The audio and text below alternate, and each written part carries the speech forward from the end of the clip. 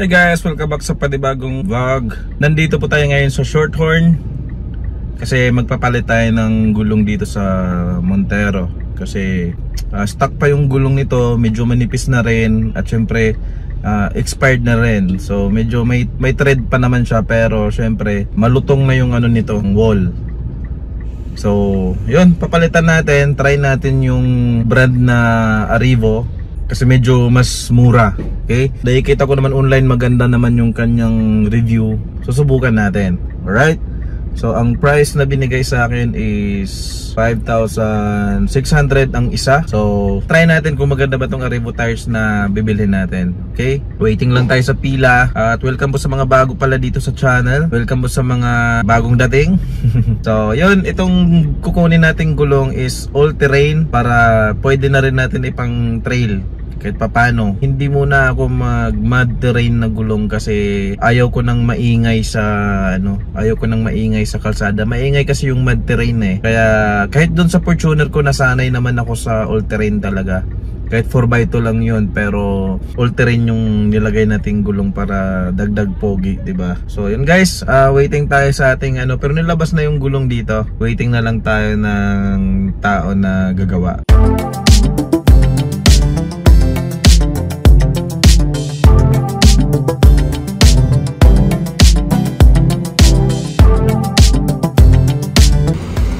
Patanggal ko muna yung spare tire ko at ito yung gagawin kong reserva kasi marami tong gasgas may mga gasgas siya. So ito yung gagawin nating reserva.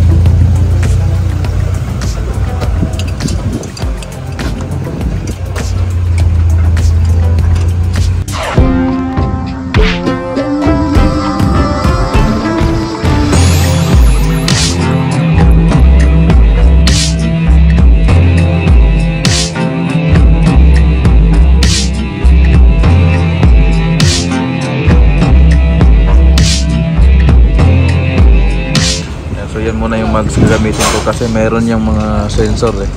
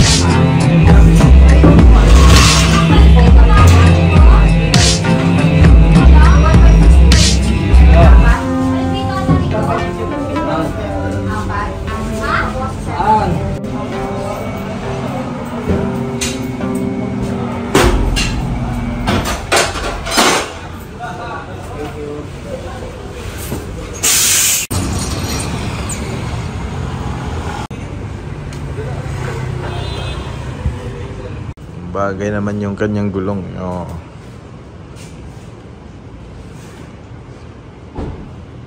So ayun guys, ito yung tindig ng Montero natin ngayon. So ito yung binili natin kahapon na bagong gulong. So stock size lang siya.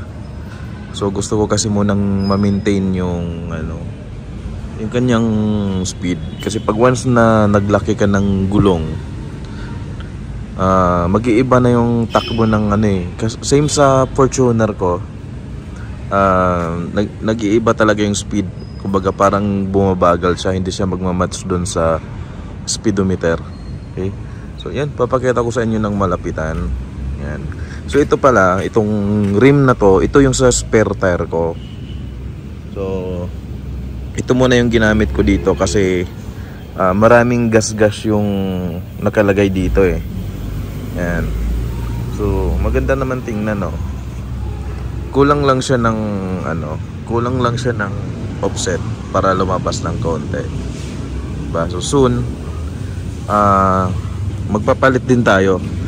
Susubukan muna natin yung quality nitong Arrivo kasi ano to, China. Okay, so nasubukan ko nung patakbuhin ng mabilis sa expressway kagabi. Tahimik naman siya. Yan. Ang ganda rin naman, di ba? So, yan ay ano, all terrain. So, pwede na rin natin ipang trail yan, di ba? So, yun. Ang ganda ng tindig, no? So, yung dito sa front, tinanggal natin yung quick lift na 1.5. So, meron akong vlog niyan. Abangan nyo na lang. So, hindi ko pa siya na-edit. At marami akong ginagawa sa shop. Nagiging busy ako ngayon sa shop dahil yung mga tao ko nagbakasyon. Okay? Pogi talaga ng Montero. Sa side view. Basta yung GT. Diba? Kakaiba yung itsura niya kasi meron siyang spoiler kasi. So hindi siya punggok. Diba? Hindi siya punggok tingnan. Diba?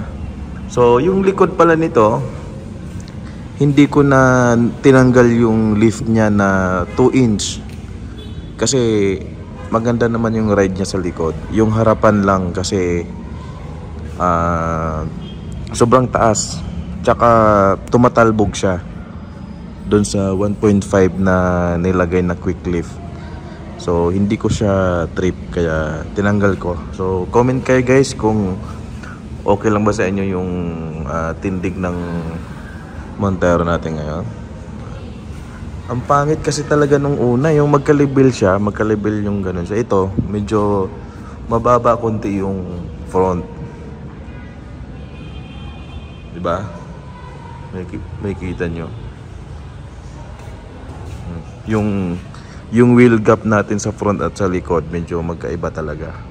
So which is mas maganda naman kasi pag humahataw tayo, umaangat yung unahan eh, di ba?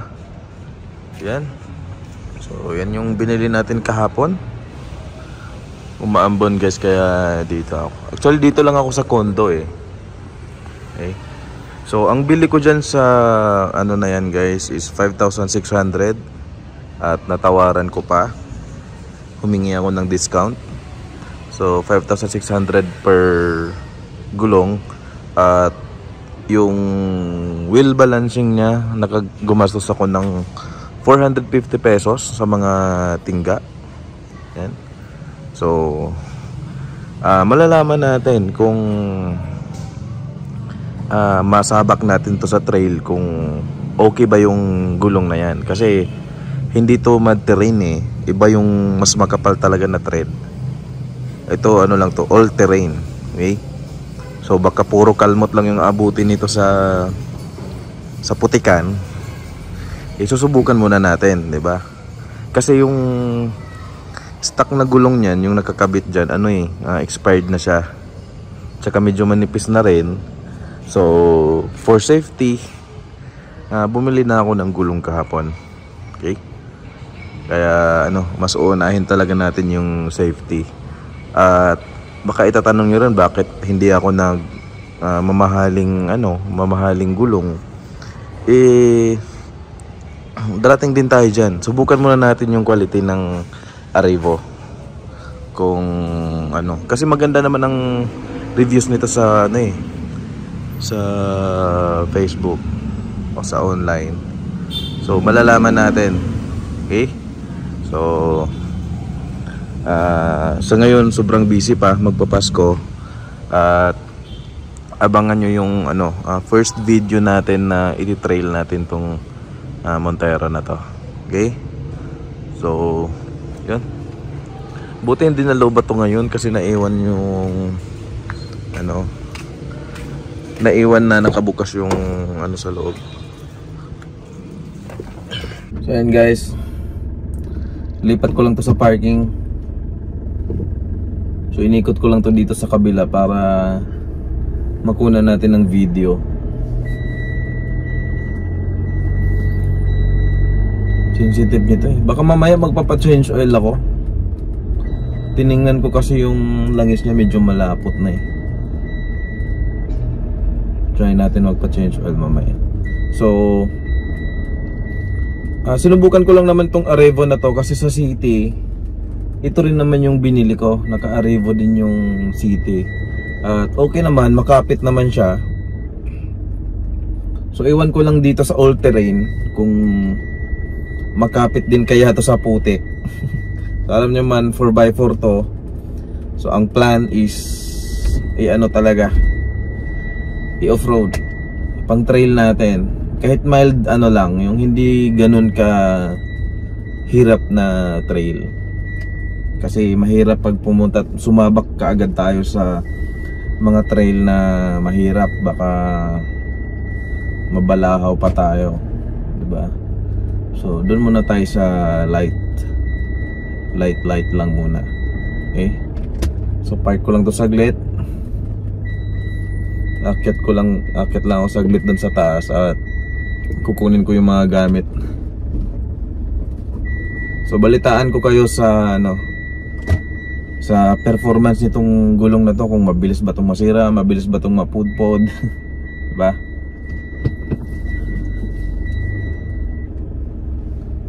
Kasi ito na yung pinakamurang off-road na pang off-road na ito na yung pinakamurang all-terrain sa market, na tingnan natin kung worth it ba or sulit ba